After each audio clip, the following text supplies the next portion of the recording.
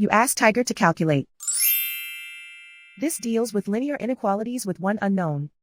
The final result is m smaller than -4. Let's solve it step by step. Isolate the m. Divide both sides by -3. Whenever you multiply or divide by a negative, reverse the inequality sign.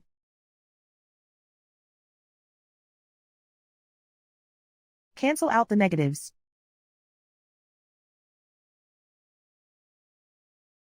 Simplify the fraction.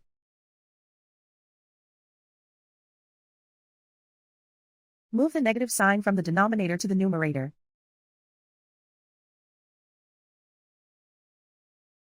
Find the greatest common factor of the numerator and denominator.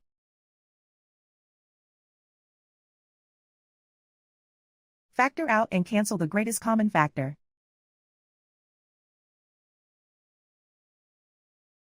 Plot the solution on a coordinate grid. And so the final result is m smaller than -4.